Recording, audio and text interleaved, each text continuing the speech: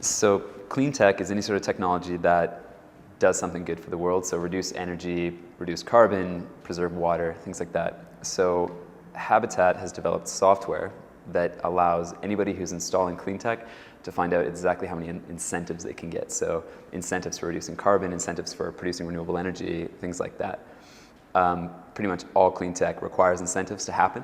And so, but right now we think about 60% of people aren't actually accessing the incentives that they're able to get. So we are trying to solve that problem. So Vancouver's doing a ton of really, really positive things to reduce carbon and reduce energy use in the city, trying to become the greenest city in a few years. That work is going to require the help of incentives, like carbon offsets, like solar credits, renewable energy credits, and things like that. So the city, though we're not working with them yet, we're exploring it, could use our software to help figure out how to optimize the incentives to promote more of the type of work they're already doing. I think the most important thing with projecting change is that it's an inspiration. So for years it's been inspiring me, and that's why I've been supporting it and going to it and bringing all my friends.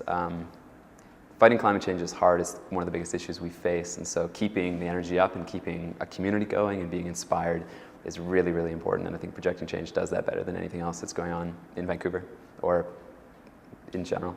It does a good job of it. So my work with Green Angel stems from my work with Habitat.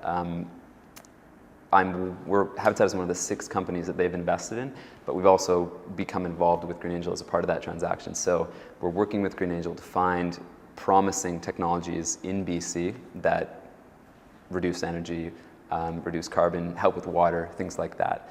And so the work there is really, really important to start investing in those early stage companies so they can grow and provide the solutions that we need to combat things like climate change.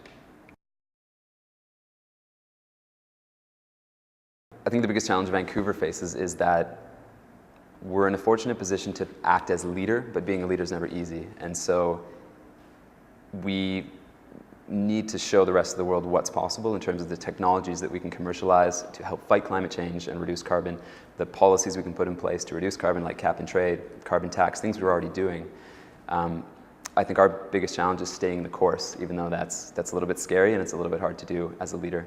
I think just sticking with it and making sure those things really get proven out in Vancouver, because we have the opportunity to do that, is our biggest challenge. So organizations in Vancouver can get involved with the work that Habitat's doing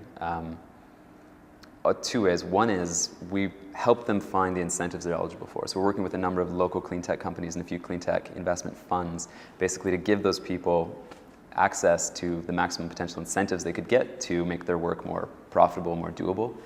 With Green Angel, it's a little bit easier, and it actually is the first of its kind investment fund in Canada. Normally, individuals can't invest into early stage clean tech companies. They have to be a millionaire, or they have to be what's called an accredited investor. With Green Angel, because it's a publicly traded fund, anybody can invest with a $5,000 minimum. So people can help support clean tech and get exposure to the financial reward of investing in clean tech at this point in history through Green Angel, which is we're all really excited about.